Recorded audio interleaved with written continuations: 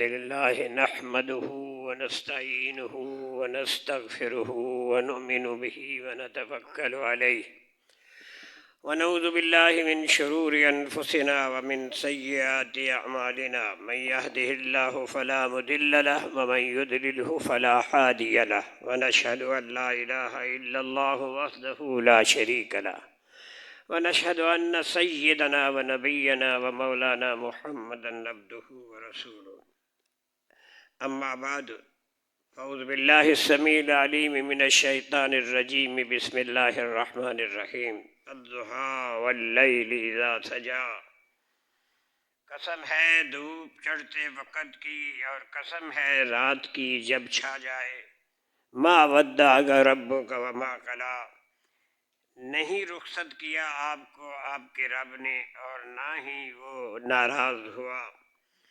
وَلَلْآخِرَةُ خَيْرٌ لَكَ مِنَ الْأُولَى، البتہ آخرت بہتر ہے آپ کے لیے دنیا سے۔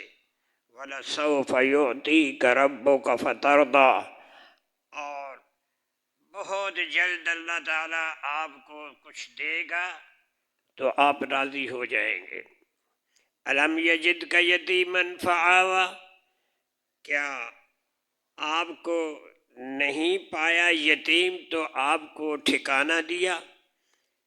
ووجدک ضالا فہدیٰ، اور پایا آپ کو بھٹکتا ہوا تو راہ دکھائی۔ ووجدک عائلا فأغنیٰ، پھر پایا آپ کو مخلص تو آپ کو غنی کر دیا۔ فَأَمَّا الْيَتِيمَ فَلَا تَقْهَرْ، بس جو یتیم ہو تو اس کو مت دبائیے۔ وَأَمَّا السَّائِلَ فَلَا تَنْهَرْ، اور جو مانگتا ہو اس کو مت جھڑکیے۔ وَأَمَّا بِنِعْمَةِ رَبِّكَ فَحَدِّثْ، اور جو احسان کیا ہے آپ نے آپ کے رب کا تو اسے بیان کیجیے۔ صدق اللہ العظیم۔ بزرگان محترم، برادران عزیز اور حاضرین طلباء، بات چل رہی تھی کہ لوگ آپ صلی اللہ علیہ وسلم کو گالیاں دینے لگے۔ کسی نے مٹی کا بڑا تھال بھر کر آپ صلی اللہ علیہ وسلم تو اس طرح پھینکا کہ سارا بدن آلودہ ہو گیا۔ پھر ایک بدبخت نے تو چہرہ اقدس پر تھوکنے سے بھی باز نہ آیا۔ یہ ان کی نفرت اور ان کی بے عزتی اور ان کی بے خبری اور بدتمیزی کی کھلی نشانی تھی۔ مگر اس کے باوجود آپ مجمع میں فرما رہے تھے، یا ایھا الناس قولوا لا الہ الا اللہ تفلحوا، اے لوگو لا الہ الا اللہ کہہ دو، کامیاب ہو جاؤ گے۔ دوپہر ہو گئی، تب ایک لڑکی پانی کا پیالہ لے کے آئی اور حضور اکرم کے چہرے کو دھویا، مٹی سے صاف کیا اور اپنے باپ سے کہنے لگی کہ خدشہ مت کیجیے، کچھ نہ کیجیے، یہ جو بھی آپ کے ساتھ سلوک کر رہے ہیں یہ خود اللہ کی گرفت میں آ جائیں گے، پکڑ میں آ جائیں گے۔ اور یہ بھی لڑکی سرور کائنات صلی اللہ علیہ وسلم کی بڑی لڑکی حضرت سیدہ زینب بنت محمد الرسول اللہ صلی اللہ علیہ وسلم تھی۔ ایک دفعہ کا ذکر ہے کہ حضور اکرم ایک دن مسجد حرام میں نماز پڑھ رہے تھے۔ ابو جہل نے کہا، کوئی ایسا آدمی ہے جو اونٹ کی اوجری لٹا کے لائے اور محمد جب سجدے میں جائیں تو یہ اوجری ان کی پیٹھ پہ رکھ دی جائے۔ یہ سن کر عقبہ بن ابی معیط، یہ کل پچھلے جمعے بھی میں نے ذکر کیا تھا، یہ اپنی دشمنی نکالنے کے لیے بہت واگے ہوتا تھا. ہر وقت کوئی کام ایسا بدتمیزی کا ہو تو کھل کے آگے ہو کے یہ کام کرتا تھا. تو کسی اونٹ کی اوجری لاگے آپ کی پشت پہ اس وقت رکھ دی جب آپ سجدہ کر رہے تھے. تو پھر مشرکین جو ارد گرد دیکھ رہے تھے یہ ہنستے تھے، کہکے مارتے تھے، ایک دوسرے کے اوپر گرتے تھے ہنس ہنس کے، دیکھو کیسا ہم نے کام کیا ہے. تو اس وقت حضور سرور کائنات صلی اللہ علیہ وسلم کی چھوٹی بیٹی، یہ تو پہلی بڑی بیٹی کی بات کی، اب چھوٹی بیٹی سیدہ فاطمہ الزہرا کو پتہ لگا، جو کم عمر تھیں وہ بھی فوراً آئیں اور بڑی مشکل سے اوجری کو حضور صلی اللہ علیہ وسلم کی پشت مبارک سے دھکیلا اور پھر کافروں کی طرف متوجہ ہو کے انہیں برا بھلا کہنے لگیں. حضور اکرم صلی اللہ علیہ وسلم نے سجدے سے سر اٹھایا تو کپڑے ناپاک ہو چکے تھے، اوجری پہ بنا رکھ دی. اب جو دیکھا کہ کپڑے سارے خراب ہو گئے ہیں، گندے ہو گئے ہیں، اور زور زور سے کہکا لگانے شروع کر دے، مسخرے بن گئے نا. حضور صلی اللہ علیہ وسلم نے لاچاری کی حالت میں اللہ کو پکارتے ہوئے ان کے لیے ایسی بد دعا فرمائی جسے سن کر ان کے چہروں کے رنگ اڑ گئے اور انہیں ڈر لگا کہ یہ بد دعا کہیں قبول نہ ہو جائے. یہ آپ کو طلبا واقعات سنا رہے ہیں اور مسلسل کئی جمعوں سے میں سنا رہا ہوں کہ اسلام کے لیے قربانیاں دینے میں حضور اکرم صلی اللہ علیہ وسلم اپنی جان، مال، اہل و عیال سمیت شریک تھے. وہ ساری اولاد بھی، بیٹیاں بھی اور ان کی رشتہ دار بھی سب ان کے ساتھ تھے، اور ایک سچے دائی اور کامل رہنما کی شایان شان یہ ہے کہ پہلے وہ اپنے گھر کی اصلاح کرے. ایسا رہنما ناکام ہو جاتا ہے جس کے گھر والے بھی اس کے ساتھ نہ ہوں. لیڈر ہو دوسرے گھر والے کسی دوسرے کے پیچھے لگے ہوں تو اس کی ناکامی ہوتی ہے. تو آپ صلی اللہ علیہ وسلم کی دعوت کے کام میں آپ کا ساری فیملی ان کے ساتھ شریک تھے. حتیٰ کہ انہی ایام میں حضور کی منہ بولی ماں ام ایمن، جس کا پہلے نام برکہ تھا، آپ صلی اللہ علیہ وسلم کے لے پالک حضرت زید بن حارثہ کے ہاں ایک بچہ پیدا ہوا جو اپنی ماں کی طرح کالا تھا. بچے کا نام اسامہ رکھا گیا اور اس اسامہ سے بھی حضور پاک صلی اللہ علیہ وسلم بڑا پیار کرتے تھے. اب ایک بڑی اہم بات بیان کرنا چاہتا ہوں کہ اس دوران جب یہ کھلبلی کرتے تھے، بےعزتی کرتے تھے، نعرے کستے تھے، بکڑ بکواس کرتے تھے، ہنستے تھے، کہکے لگاتے تھے، تو اس میں تانے بھی دے تھے، بڑے تانے بھی دیتے تھے اور تانوں کا ذکر کرتے تھے. اب ان تانوں سے حضور سرور کائنات صلی اللہ علیہ وسلم پر ایک بہت بڑی آزمائش تھی. جب وہ تانا دینا شروع کر دیں تو آپ صلی اللہ علیہ وسلم کے بڑے صاحبزادے کا نام قاسم تھا. کیا نام تھا؟ قاسم، جو آپ کی بعثت سے پہلے پیدا ہوئے تھے. حضرت قاسم ابھی حضور کو نبوت نہیں ملی تھی تو اس سے پہلے سب سے پہلے اور بڑے بیٹے کا نام قاسم ہے، تو وہ پیدا ہوئے تھے اور وہ اتنے بڑے ہو چکے تھے قاسم جس سے وہ گھوڑے پہ سوار ہو جاتے. اب گھوڑے پہ سوار ہونے والا کوئی چھوٹا تو نہیں نہ ہوتا، کوئی 2-3 سال 4 سال کا بچہ تو نہیں نا گھوڑے پہ سوار ہو جاتا، 8-10 سال کا ہو نا تو گھوڑے پہ سوار ہوتا ہے.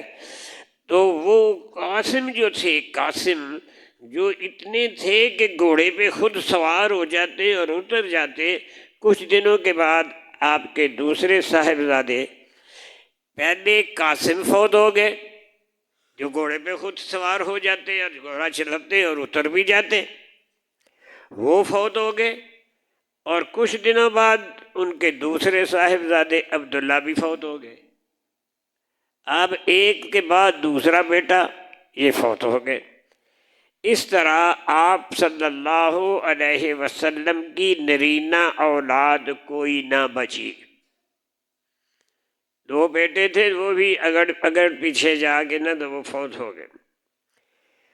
اولاد کی جدائی کا غم ہی کچھ کم نہیں ہوتا، اولاد کا غم بہت بڑی آزمائش ہوتی ہے، یہ آپ لوگ بھی ہر جو بھی جان لیتا ہے۔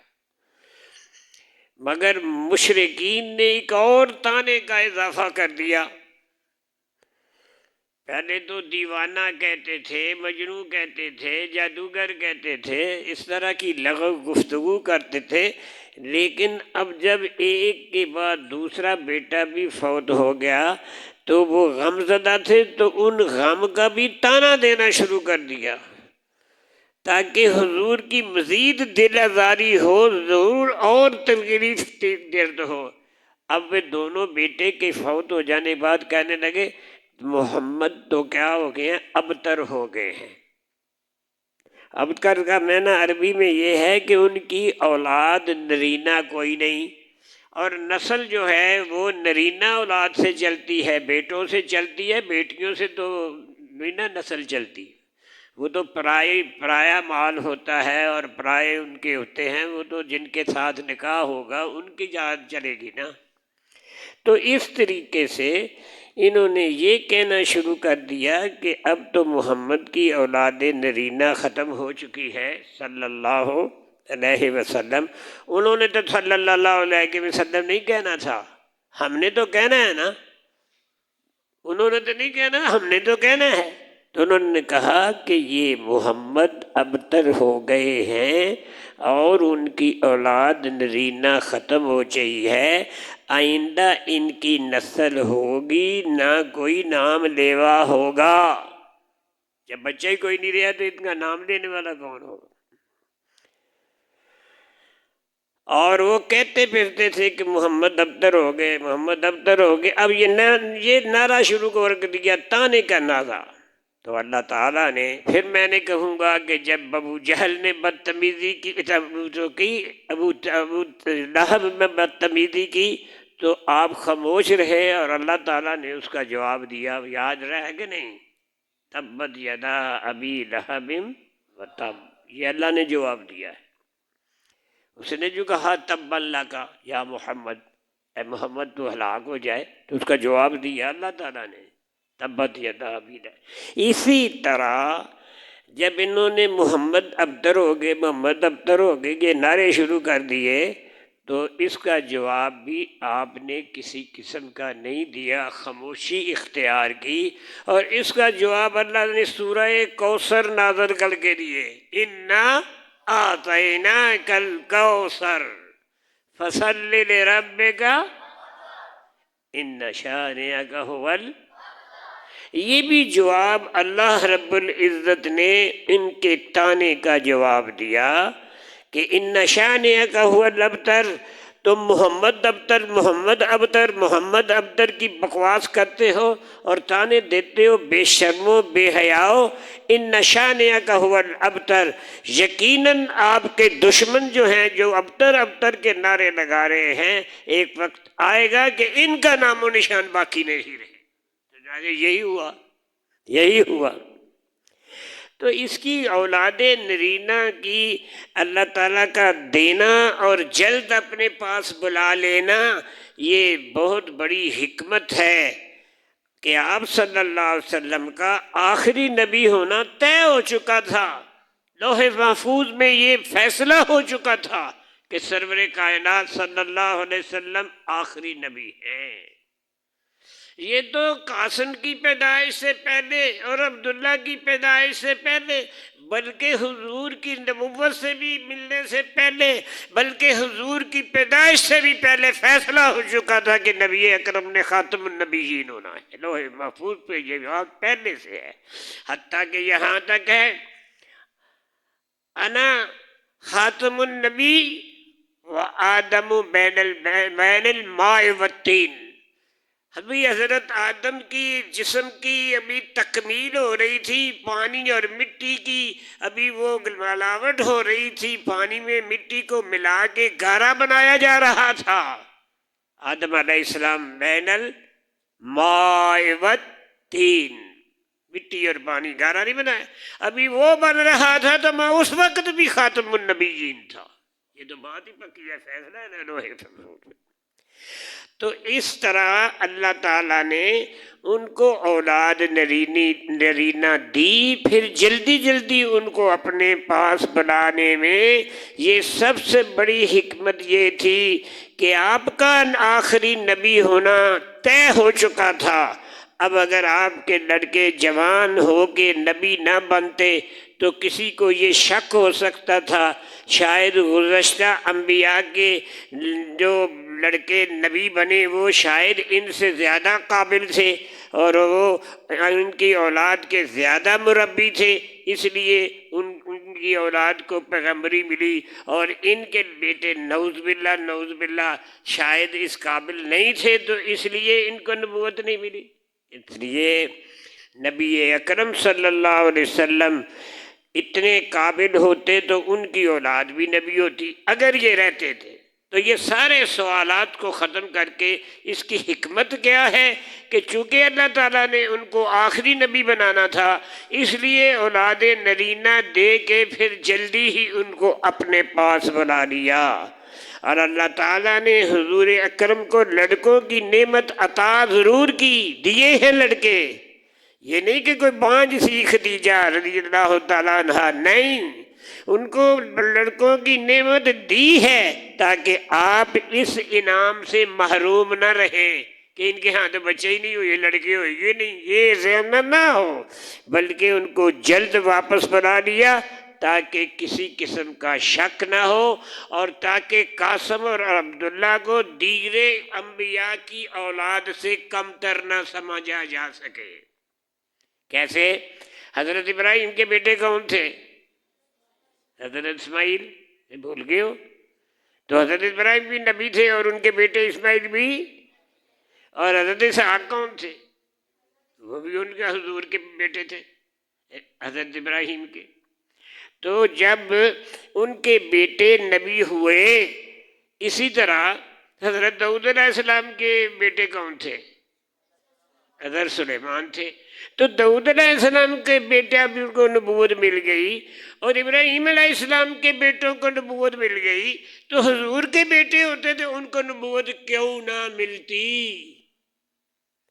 اگر نبی ملتی تو خاتم النبیین نہ ہوتے، نبوت ملتی، اور اگر ان کے ہوتے ہوئے نبوت نہ ملتی تو کوئی کہتا پہلے نبیوں کے اولاد تو نبوت ملی ہے اور محمد مصطفیٰ کی اولاد کو نبوت ملی ہی نہیں ہے۔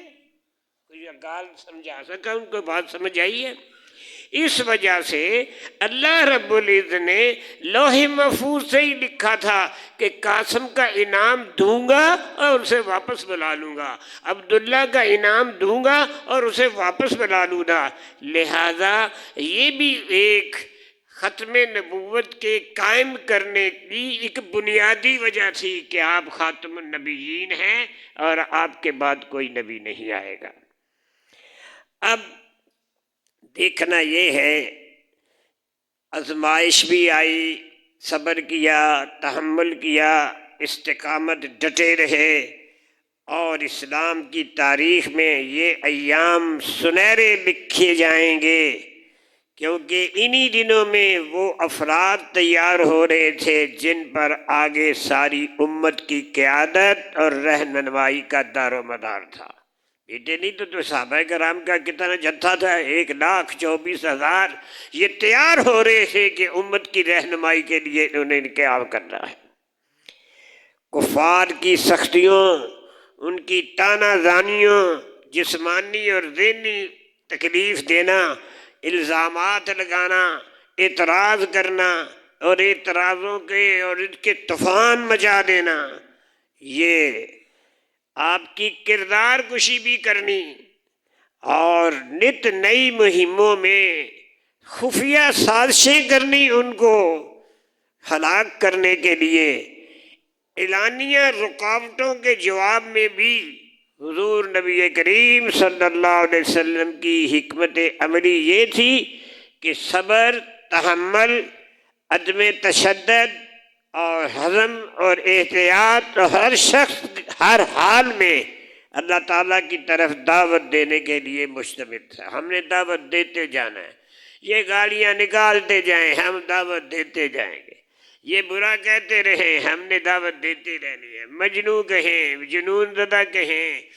کیا کہیں، جادوگر کہیں، جو مرضی کہتے ہیں یہ کہتے رہیں، ہم کی انہیں علانیہ طور پر صبح و شام خفیہ بھی اور علانیہ بھی اللہ کی طرف بلاتے رہنا ہے، اور ہم نے کہنا ہے یا ایھا الناس قولوا لا الہ الا اللہ۔ دن میں آپ صلی اللہ علیہ وسلم زیادہ تر کوہ صفا پہ دامن میں آپ کا یہ علانیہ جو دعوت کا سلسلہ تھا، اس کا مرکز کوہ صفا کے دامن میں حضرت ارقم رضی اللہ تعالیٰ عنہ کے مکان کے اندر آپ تشریف فرما ہوتے تھے۔ یہ مرکز تھا، اڈا تھا دعوت کا۔ صفا کی پہاڑی کے دامن میں کس کا گھر تھا؟ حضرت ارقم دار ارقم سکول نہیں کھلے ہوئے، یہ انہی کے نام کے ہیں، دار ارقم سکول نہیں نا جس میں جاتے ہیں پڑھتے ہیں بھی ہیں، تو دار ارقم جو تھا، حضرت ارقم کا جو مکان تھا، یہ اسلام کا پہلا دعوتی مرکز تھا، اسلام کا پہلا مدرسہ تھا، یہ سمجھ لیں۔ اور حضور نبی کریم صلی اللہ علیہ وسلم صبح و شام ابو بکر صدیق رضی اللہ تعالیٰ عنہ سے ان کے گھر جا کے ملا کرتے تھے، ان کو ساتھ لے جاتے تھے۔ کن کے پاس؟ دار ارقم میں، حضرت ارقم کے گھر میں لے جاتے تھے، وہی مشورہ ہوتا، وہی صلاح ہوتی، اور کافروں کے مقابلے میں حضور صلی اللہ علیہ وسلم اور صحابہ کرام کے پاس جتنی بھی ان کے پاس مال تھا، دولت تھی، افرادی قوت جتنی بھی تھوڑی سی تھی، زیادہ تو ان کے ساتھ ابھی لوگ نہیں تھے نا، تو اس تھوڑے سے چھوٹی سی جماعت، غریبوں کی جماعت، پلے کچھ نہیں مفلسوں کی جماعت، ان کے پاس نہ مالی طاقت تھی، نہ ان کے پاس کوئی ہتھیار تھے، یہ بس ان کے پاس مضبوط ایمان تھا اور اللہ کی مدد اور نصرت پہ یقین تھا۔ ایمان پکا تھا اور اللہ کی مدد اور یقین تھا۔ اس حال میں اسی طرح وہ دعائیں کرتے تھے کہ اے اللہ ہماری مدد فرما۔ تو مسلمانوں کا سب سے بڑا کلمہ طیبہ تھا، یہی ان کی دعوت کا لب لباب تھا، یہی ان کا موضوع تھا، اسی کی روحانیت کا سرچشمہ کہ وہ اپنی محفلوں میں خوشی اور مسرت کے طور پہ کہتے تھے اللہ اکبر۔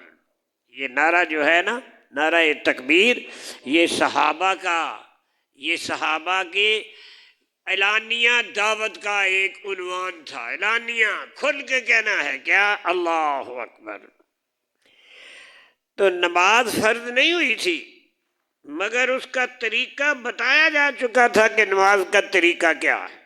فرض نہیں ابھی، فرض تو جا کے معراج کے بعد پھر نماز کا ہدیہ ملانا، لیکن وضو بھی بتا دیا کیسے کرنا ہے، غسل بتا دیا کیسے کرنا ہے، نماز کی تعلیم مل گئی تھی کیسے نماز پڑھنی ہے۔ حضور اکرم صلی اللہ علیہ وسلم اور صحابہ کرام جب یہ پڑھتے تھے تو 2 رکعت نماز تھی۔ کتنی؟ 2 رکعت۔ یہ 4 سنتے، 4 فرض، 2 سنتے، یہ کچھ نہیں تھا، صرف 2 رکعت نماز ہوتی تھی۔ صحابہ نے بھی 2 رکعت پڑھی ہیں، حضور نے بھی 2 رکعت ہی پڑھی ہیں۔ اگر پڑھاتے بھی تھے تو 2 رکعت ہی پڑھاتے تھے۔ عموماً یہ نمازیں اپنے گھروں میں یا تو پوشیدہ جگہوں پہ ادا کی جاتی تھی، پتہ نہ چلے۔ کیوں؟ جب یہ حرم میں آپ جاتے ہیں نماز پڑھنے تو اونٹ کی اوجری ڈال دیتے ہیں، تو اگر یہ نماز پڑھتے ہوں گے تو ان کے ساتھ کیا سلوک کریں گے، گھروں میں بھی اور ادھر بھی۔ مگر حضور صلی اللہ علیہ وسلم حرم کعبہ میں تشریف لے جا کر نماز پڑھا کرتے تھے، اور اس وقت کوئی جماعت کی بھی پابندی نہیں تھی، سب کوئی اپنے اپنے گھر میں دو دو رکعت نماز پڑھ لے، اور بسا اوقات رات کا خاصا حصہ ان 2 رکعتوں میں طویل ترین ہوتا تھا، جن میں بڑی دل سوزی کے ساتھ جتنے بھی قرآن کی آیات آتی ہوئی اس وقت تھی ان کو بار بار بار بار بار بار ان 2 رکعتوں میں پڑھ کے یاد کرتے تھے، اور اسی یہی طریقہ تھا کہ 2 رکعت نماز کے اندر جتنا کوئی بھی قرآن نازل ہوا ہے اس کی وہ تلاوت پوری کرنے کی بھرپور کوشش کرتے تھے، اور بسا اوقات رات کا خاصا حصہ طویل رکعتوں میں گزارتے، لیکن رکعتیں کتنی ہوتی؟ 2 لمبی لمبی رکعتیں، جن میں دعا کرتے تھے بعد میں۔ تاہم اکثر صحابہ کرام قریش کے خوف سے حرم میں نماز نہیں پڑھتے تھے، خاص کر وہاں اجتماعی طور پہ جماعت کرانے کا سوال ہی پیدا نہیں ہوتا تھا کہ بھائی ان کی موجودگی میں جماعت ہو جائے، وہ اکیلے اکیلے پڑھنا ہی بڑا مشکل تھا۔ تو حضور اکرم صلی اللہ علیہ وسلم اور صحابہ کرام کے لیے سب سے بڑی امید اور سب سے بڑی توانائی وحی تھی۔ یہ وحی کی جب نازل ہوتی تو وحی کے الفاظ کو سن کے ان کے اندر طاقت آ جاتی، وہ ان کے اندر خوشی کی لہر دوڑ جاتی، یعنی نہ کوئی بندہ ان کا ساتھی تھا، نہ کوئی ان کا غمخوار تھا، نہ ان کا کوئی مددگار تھا، سارے دشمن ارد گرد آگے پیچھے اوپر نیچے سب دشمن، اور اگر طاقت آتی تو جب اللہ کی طرف سے جبریل آتے اور وحی لے کے آتے اور وحی کو سنتے تو اس سے قوت آ جاتی، وحی سے قوت آ جاتی، ہمت آ جاتی، قوت آ جاتی، اور ایسے جس طرح کہ وہ بڑے تکڑے اور بڑے ہی جواں مرد بن گئے ہیں، وہی سن کے ہی طاقت آ جاتی۔ دیکھیں کتنی بات تھی کہ ان کو وہی سے طاقت آتی تھی، توانائی آتی تھی، اور وہی نازل ہو رہی تھی مسلسل۔ اس کے باوجود قرآن مجید کی 2-3 آیات انہیں لاجواب کر دیتی تھی، وہ ایذا دیتے تو مسلمانوں کو حوصلہ دیتی وہی، فتح کامرانی کا یقین دلاتی وہی، کفار کے حربوں کے جواب میں کیا کرنا ہے، ہر قدم پر اللہ کا قاصد جبریل امی زمین پہ اتر پہ پیغمبر اسلام صلی اللہ علیہ وسلم کو تعلیم دے جاتا کہ اب آپ کا لائحہ عمل کیا ہوگا، اب آپ نے آگے کیا کرنا ہے۔ یہ سارا کچھ اللہ تعالیٰ جبریل کے ذریعے بتاتا ہے، انہوں نے یہ کیا ہے اب تم نے یوں کرنا ہے، انہوں نے یہ کام کیا ہے لہذا تم نے یہ کچھ کرنا ہے۔ تو قرآن مجید کی کتابت اور حفاظت، اس کی تدریس کا کام اس ابتدائی دور میں ہو گیا تھا، نئی نازل ہونے والی آیات لکھ لی جاتی تھیں، صحابہ انہیں سیکھتے تھے اور دوسروں کو سکھانا اور دوسروں کو یاد کرانا شروع کر دیتے تھے، ساتھ ساتھ ہی جتنی آیتیں آئی ہیں خود بھی یاد کر لی اور دوسروں کو بھی یاد کرا دی۔ جبریل نے آگے وحی نازل کی، آپ نے اس کو صحابہ کے سامنے پیش کیا، جنہوں نے سنا انہوں نے یاد کر لیا، جو غیر حاضر تھے ان کو آنے پر ان کو بھی یاد کرا دیا۔ تو آپ صلی اللہ علیہ وسلم اسلام لانے والے اپنے ساتھیوں کا بہت خیال رکھتے، ان کے خاندانی اور ان کے گھریلو حالات اور ان کے مسائل میں بھی حضور دلچسپی لیتے، ان سے جو نادار مسکین ہوتے انہیں کسی بہتر آمدنی والے مسلمان کا ساتھی بنا دیتے، کوئی غریب ہے تو اس کا ساتھی ایک امیر بنا دیتے تاکہ ان کی کفالت ہوتی رہے اور رؤسائے قریش کے محتاج نہ رہے، ان کو کوئی کھانے پینے کی یا کیا کہتی ہیں روزی روٹی کی ان کو کوئی دقت نہ ہو۔ جیسا تنگ دست حاوی ایک تھے، ان کا نام خباب تھا رضی اللہ تعالی عنہ، ان کو حضرت سعید بن زید کا ساتھی بنا دیا۔ اب سعید بن زید بہت امیر آدمی تھے اور کھاتے پیتے تھے، اور حضرت خباب یہ بیچارے غریب تھے، تو حضرت خباب نے انہیں قرآن بھی پڑھایا کرتے تھے۔ اب کیا ہو گیا کہ وہ جو امیر صحابی تھے وہ اس کے نان و نفقہ کا خرچہ کرتے تھے، اور یہ جو غریب تھے یہ ان کو قرآن پڑھاتے تھے اور یاد کراتے تھے۔ یہ اس طرح کے لوگ ہیں۔ تو حضور اقدس کی اس منشا کے مطابق مالدار مسلمان بھی خود غریب اور مصیبت زدہ مسلمانوں کے مسائل کو حل کرنے کی سعادت سمجھتے تھے۔ یہ ہماری ذمہ داری ہے کہ یہ جو غریب لوگ ہمارے ساتھ ہیں ہم ان کی مدد کریں۔ چنانچہ کیا کیا؟ حضرت صدیق اکبر نے حضرت بلال کو امیہ بن خلف کی غلامی سے آزاد کرایا، بڑے پیسے خرچ کیے۔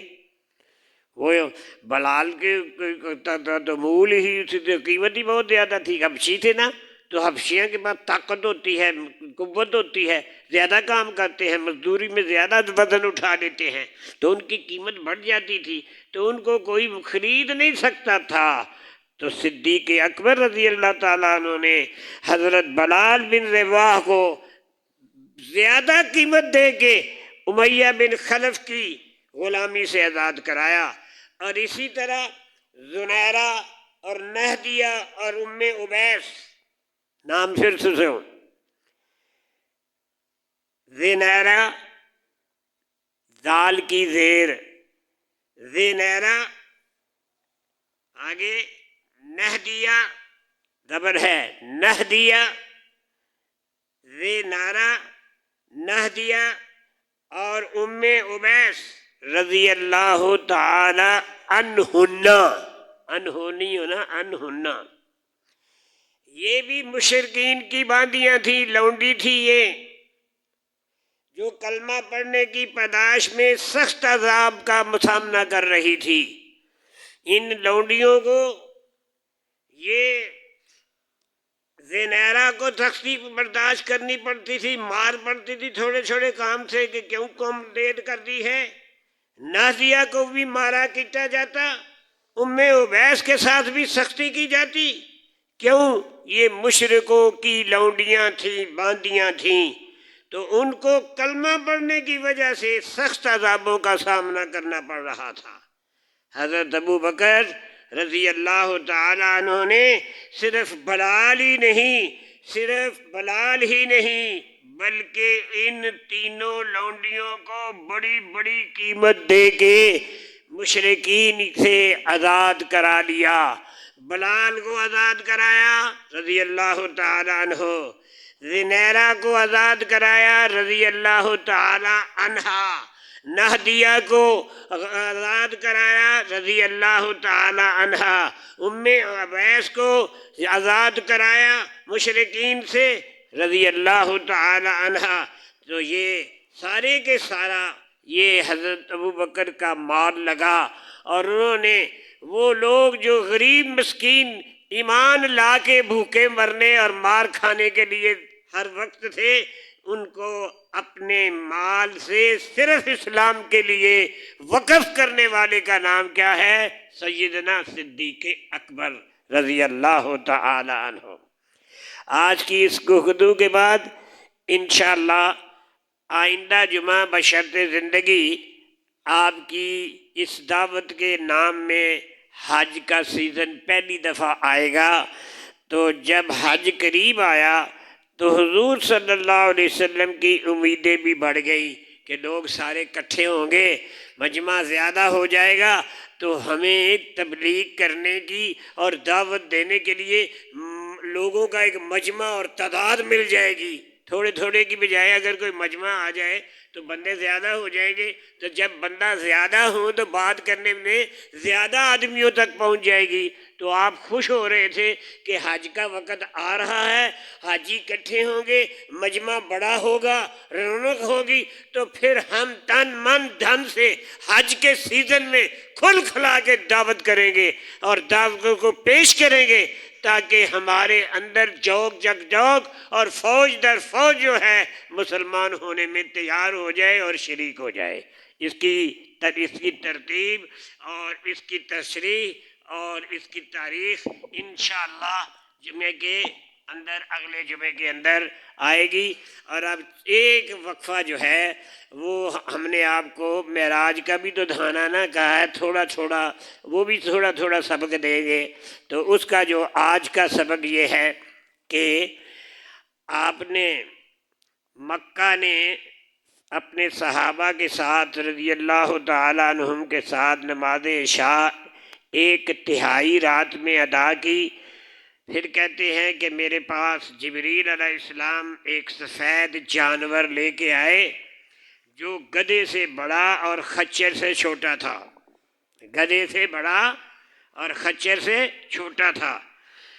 تو وہ جانور آیا، اس کو براق کہتے ہیں۔ براق یعنی برق رفتار، بجلی کی طرح۔ بجلی کا بٹن دبائے نا تو فٹ فٹ بجلی کے اوپر کریں گے تو ساری بند ہو جائے گی، منٹ نہیں سیکنڈ کے اندر۔ اور جب آپ بٹن دبائیں گے تو بجلی جو ہے فوراً بلب جو ہے وہ گل جائے گا۔ تو براق کا مطلب یہ ہے کہ ان کی رفتار بجلی سے بھی زیادہ تیز ہے۔ تو بجلی سے زیادہ تیز کیسے ہوئی؟ آپ فرماتے ہیں کہ براق کا اگلا قدم وہاں جا کے پڑتا تھا جہاں تک نگاہ جاتی تھی۔ کتنے؟ یعنی ایک قدم ہے اور دوسرا قدم جہاں تک نگاہ جاتی ہے، ایک قدم آپ کی نظر جہاں تک جاتی ہے دوسرا قدم وہاں تک جاتا ہے۔ اس لیے اس کو براق کہتے ہیں کہ جہاں تک نگاہ جاتی ہے وہاں تک براق کا اگلا قدم جاتا ہے۔ اور کیا فرمایا؟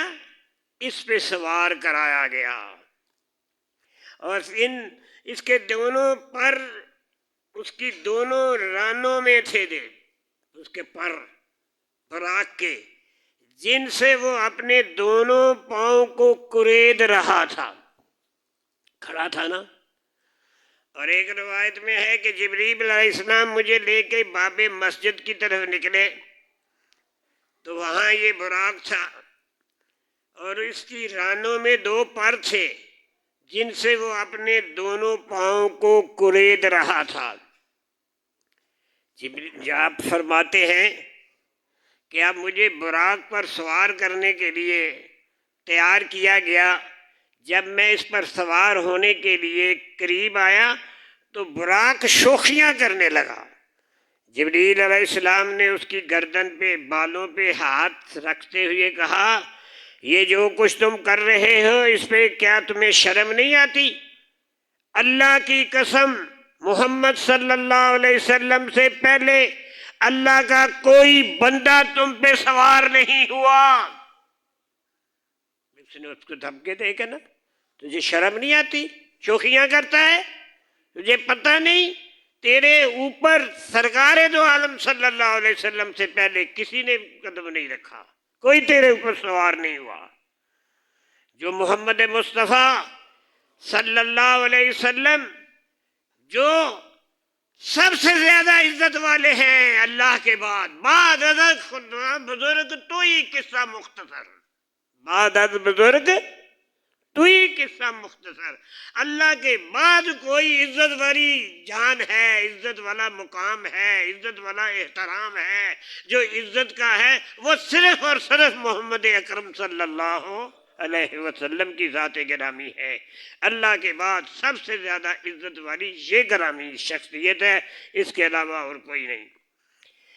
تو حضور فرماتے ہیں کہ اس براق کی شرمساری سے جب جبریل نے ان سے ہاتھ پھیر کے کہا تجھے شرم نہیں آتی، تو وہ پسینہ پسین ہو گیا شرمساری سے، اور آرام سے سیدھا تابع دار بند کے نا احترام سے کھڑا ہو گیا۔ تو پھر آپ کہتے ہیں میں براق پہ سوار ہو گیا، اس نے اپنے کان ہلائے تو کیا دیکھتا ہوں زمین سمیٹ دی گئی ہے، یہاں تک کہ اس کا آخری کنارہ براق کا قدم پڑنے کی وجہ سے براق کی کمر اور کان جو تھے لمبے تھے۔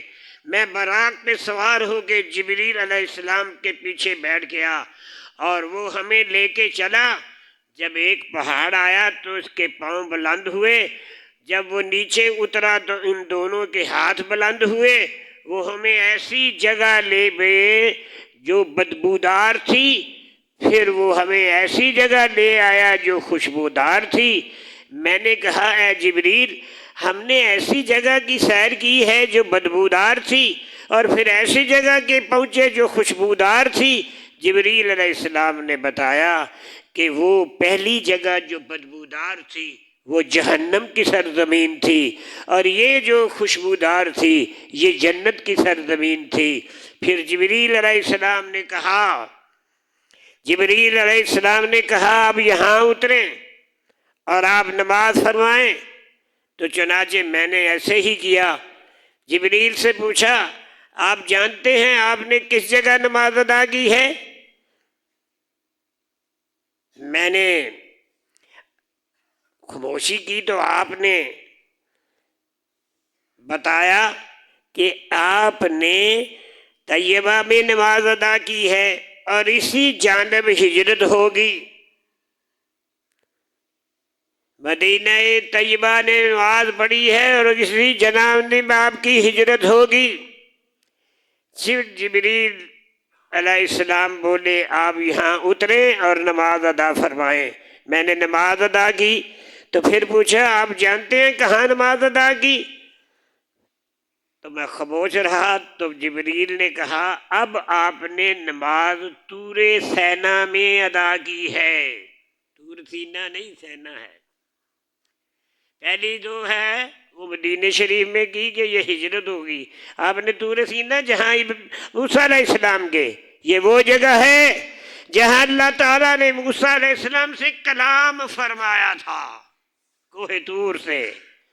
پھر جبریل علیہ السلام نے کہا کہ آپ یہاں اتریں اور نماز ادا کریں۔ پھر میں نے نماز ادا کی۔ انہوں نے پوچھا آپ جانتے ہیں آپ نے کہاں نماز ادا کی؟